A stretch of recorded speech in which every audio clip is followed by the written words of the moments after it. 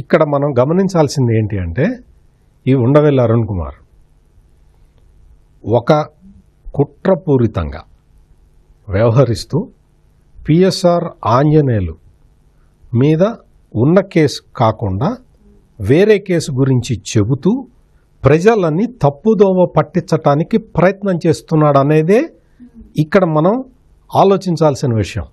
ఇక్కడ అతను ఎందుకు చేశాడు అంటే పిఎస్ఆర్ ఆంజనేయులు కాదంబరి జత్వాని ఎందుకు అరెస్ట్ చేయించాడు?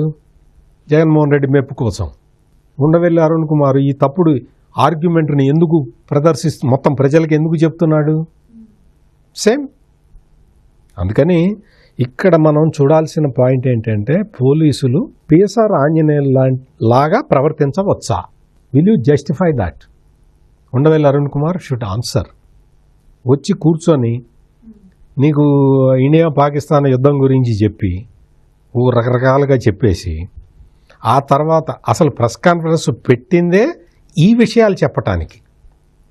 కానీ ఉండవెల్లి అరుణ్ కుమార్ ముందర ఒక అరగంట సేపు ఇండియా పాకిస్తాన్ యుద్ధం గురించి, దేశభక్తి గురించి, మోడీ చేస్తున్న మోడీట పబ్లిసిటీ చేసుకుంటున్నట్ట. సర్జికల్ స్ట్రైక్స్ చేసి మోడీ పబ్లిసిటీ చేసుకుంటున్నట్ట.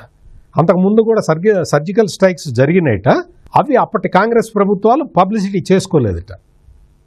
ఇటువంటి తప్పుడు డాక్టరైన్లని ప్రజల ముందర ఉంచుతున్న ఈ ఉండవెల్లి అరుణ్ కుమార్ మొత్తం అదంతా కూడా తప్పే చెప్పాడు.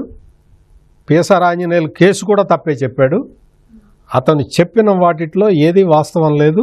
పిఎస్ఆర్ ఆంజనేయుల్ని అరెస్ట్ చేసింది కంప్లైంట్ని వెరిఫై చేసుకోకుండా.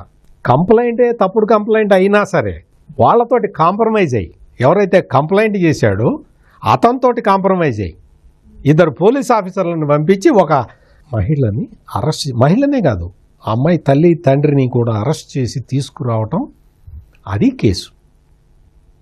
ఏంటి దానికి అరెస్ట్ చేసి తెచ్చారు, కోర్టు బెయిల్ ఇవ్వగానే వదిలేశారని చెప్తున్నాడు. వదిలేస్తారు. పిఎస్ఆర్ ఆంజనేయులు కూడా కోర్టు బెయిల్ ఇస్తే వదిలేస్తారు. బెయిల్ కోసం ప్రయత్నం చేయమను.